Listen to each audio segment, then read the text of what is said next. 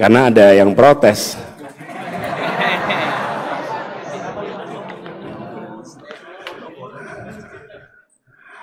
Tapi kita semua sadar bahwa masjid tidak sekedar tempat untuk ibadah mahdhah.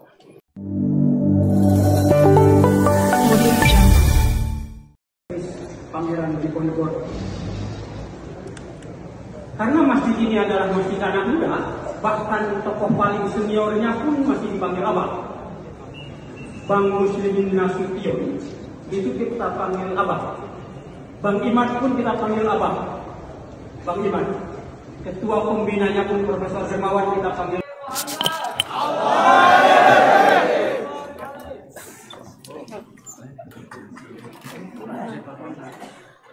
Dicopot labelnya.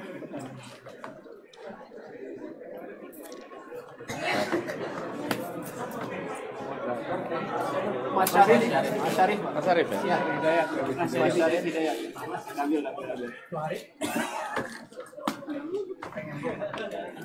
Dia masih lagi streaming nggak sih? Enggak lah.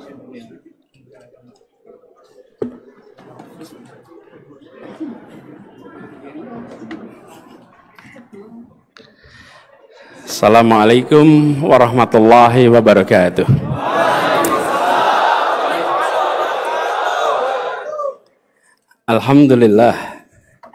Alhamdulillahilladzi arsala rasulahu bil huda wa dinil haq liyudhhirahu 'ala dini kullihi wa kafa billahi shahida. Asyhadu an la ilaha illallah wa asyhadu anna Muhammadan abduhu wa rasuluh. Allahumma sholli wa sallim wa barik ala sayyidina Muhammad wa ala alihi wa ashabi ajmain. Rabbi shrah li sadri wa yassir li amri wahlul 'uqdatan min lisani yafqahu qawli. Raditu billahi rabbah wa bil islami dinah wa bil Muhammadin nabiyya wa rasulah. Rabbi zidni ilman warzuqni fahma. Amin. Amma ba'du. Jamaah salat tarawih Masjid Salman rahimakumullah, wabil khusus Rektor ITB Profesor Tata Cipta Dirgantara, terima kasih yang telah menghususkan hadir pada malam hari ini salat tarawih bersama-sama. Yang saya hormati Ketua Umum Yayasan Pembina Masjid Salman ITB Prof. Suwarno, Sekretaris Pembina Bapak Syarif Hidayat sekaligus moderator tadi, dan Ketua Pengurus Rumah Amal Salman Bapak Mipi Ananta Kusuma, Direktur Wakaf Salman Bapak Hari Utomo, dan hadir juga perwakilan Bank Indonesia Pak Muhammad Nur, dan yang saya banggakan para mahasiswa Bandung yang sama-sama hadir di tarawih pada malam hari ini.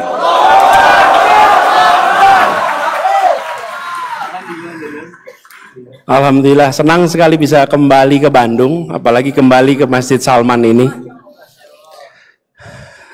Masjid perjuangan yang jejaknya dicatat dengan tinta emas dalam pergerakan kemahasiswaan, dan alumni-alumninya banyak mewarnai Indonesia hari ini.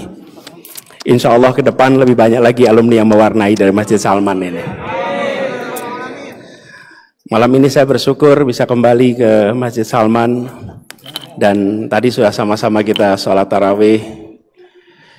Nampaknya agak penuh ya malam ini. Dari luar sana agak panjang perjalanan tadi. Dan saya ini pertama kali Pak, kembali lagi setelah bertahun-tahun. Dulu saya sering datang ke sini ketika masih aktif di mahasiswa.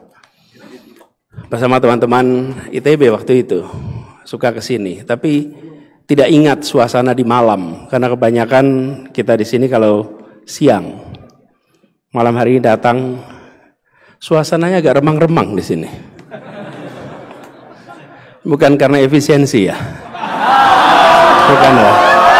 Barangkali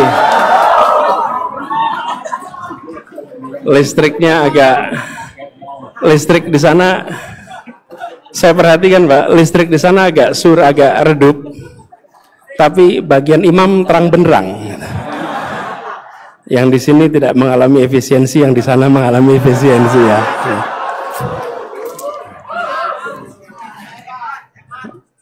Saya bersyukur juga bahwa kembali ke Salman ini mengingatkan kita bahwa masjid sejak zaman Rasulullah dulu bukan sekedar tempat sujud dan doa.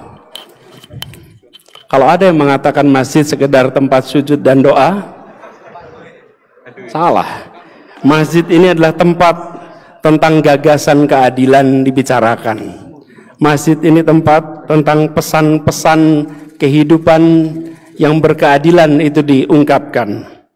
Masjid ini tempat mencerahkan. Masjid ini pusat peradaban. Karena itu banyak urusan-urusan dibahas di masjid. Dan alhamdulillah Masjid Salman meneruskan tradisi itu.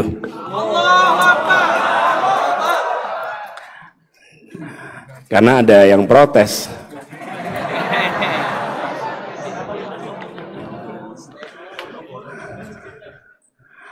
Tapi kita semua sadar bahwa masjid tidak sekedar tempat untuk ibadah mahdhah.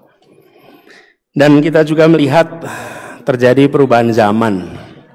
Di masjid ini kita membaca tanda-tanda perubahan zaman itu. Dan harus selalu antisipatif dalam baca perubahan zaman. Berapa waktu yang lalu Pak Rektor, saya sempat bertemu dengan alumni ITB, tapi pada waktu itu era kampanye Pak. Jadi tidak di dalam kampus. Pada waktu itu saya cerita, dulu saya kalau datang ke kampus ITB selalu terima tulisan selamat datang putra-putri terbaik. Alhamdulillah sekarang sudah ditambah. Selamat datang putra-putri terbaik dan calon pemimpin masa depan. Cuman karena tambahannya sekarang antrinya masih panjang. Nanti, besok baru nanti. Nah, malam ini saya dapat tugas untuk bicara tentang demokrasi, berpikir kritis. Saudara-saudara sekalian, ketika Rasulullah Muhammad SAW memimpin di Madinah selama 10 tahun, itu tahun 622 sampai 632, 10 tahun. Pada masa itu adalah masa di mana syura, musyawarah, percakapan, kesetaraan itu hadir. Dan yang menarik, yang ini saya ingin bahas kemudian, ketika baginda Nabi besar Muhammad SAW wafat, diteruskan dengan 4 khalifah al-Rasyidin. Dalam periode 29 tahun, dari 632 sampai 661. Selama 29 tahun itu, ditambah 10 tahun, kita menyaksikan sebuah jalannya tata pemerintahan yang berbeda dengan dimanapun di muka bumi pada zaman itu. Pada zaman itu, pergantian kekuasaan ditandai dengan pertempuran. Pergantian kekuasaan ditandai dengan kemenangan, dengan kekerasan. Dan di masa 39 tahun itu, proses pemerintahan dijalankan dengan kedamaian, dengan institusi, dengan pelembagaan musyawarah. Bahkan penentuan kepemimpinan pun berdasarkan proses musyawarah.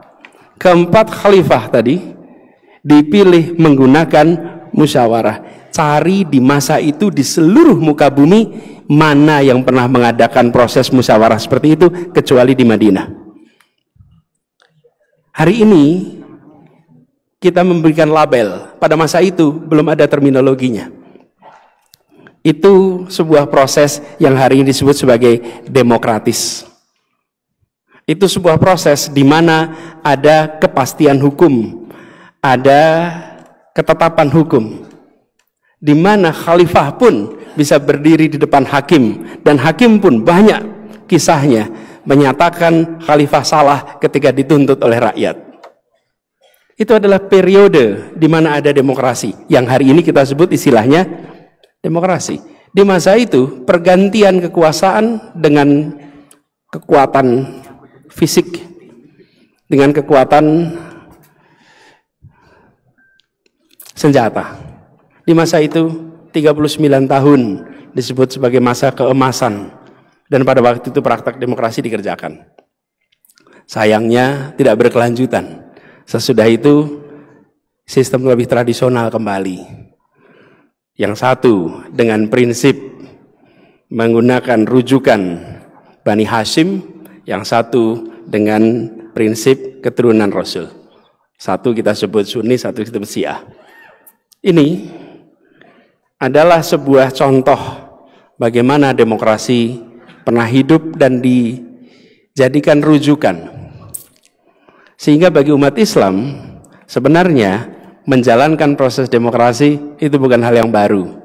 Justru umat Islam yang mempraktekkan pertama dan menunjukkan pada dunia bahwa demokrasi bisa dijalankan dan demokrasi berdampak pada kesejahteraan.